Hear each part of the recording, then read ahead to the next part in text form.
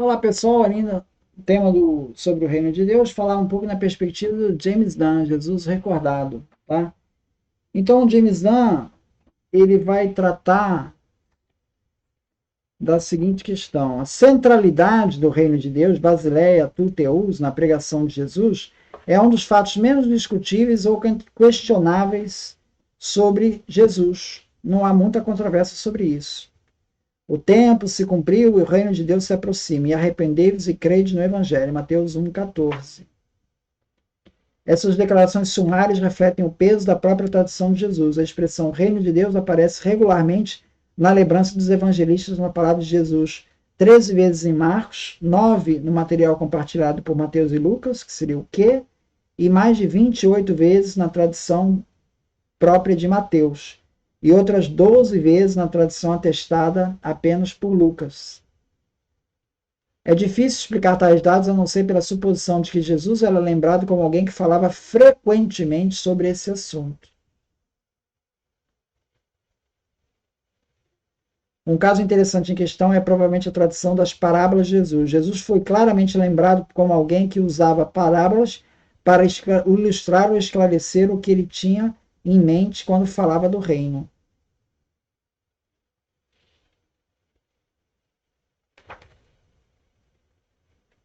Essa consistência presente na tradição de Jesus e sua frequência dentro da tradição contrasta tanto quanto o que conhecemos sobre as primeiras igrejas, quanto com as tradições do judaísmo do segundo templo.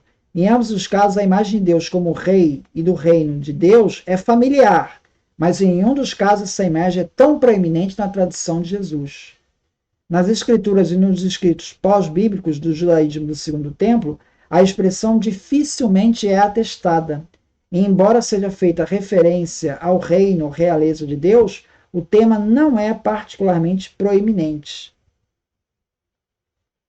Vai se referir ali em reino de Javé em 1 Crônicas 28:5, em meu reino em 1 Crônicas 17:14, em seu reino Salmos 103:19,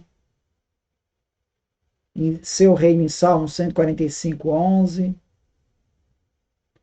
Mas esse tema não é muito recorrente lá no Antigo Testamento, não. Quanto ao uso nas igrejas primitivas, é verdade que Atos continua com a proeminência do tema, como aparece em Atos 1:3, Atos 8:12, Atos 14:22, Atos 28:23, e de fato delimita seu relato dos primórdios do cristianismo com referências ao reino, Atos 1:3, Atos 28:31. Mas a maioria dessas referências está na pregação de Paulo, e nas próprias cartas de Paulo, a voz dominante do cristianismo da primeira geração, que ainda nos é audível, o tema é pouco proeminente. Então, Paulo aparece 8 vezes nas epístolas paulinas ditas incontestáveis, né? Que é Romanos 14:17, 1 Coríntios 4:20, 6:9, 15:24, 15:50, Gálatas 5:21 e 1 Tessalonicenses 2:12. Então, aparece pouco nos textos de Paulo. O uso mais forte do tema aparece em não herdar o reino, que soa como uma expressão tradicional. Mas essa expressão, herdar o reino, não aparece nos evangelhos, à exceção de Mateus 25:34. Provavelmente a formulação surgiu no pensamento cristão primitivo, uma vez que o discurso de Jesus sobre o reino foi misturado com imagens muito mais antigas sobre a herança da terra prometida. O ponto é que a sobreposição evidente entre o uso paulino e a tradição de Jesus é mínima.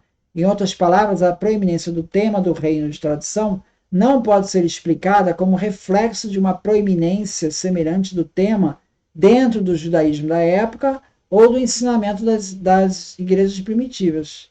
Mais uma vez, temos pouca escolha se não atribuir a proeminência do tema na tradição de Jesus a uma memória da sua importância no próprio ensino e pregação de Jesus.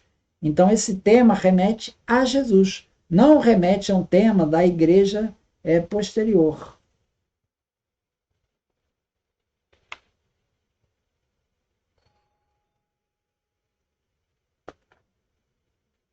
Muito obrigado, então.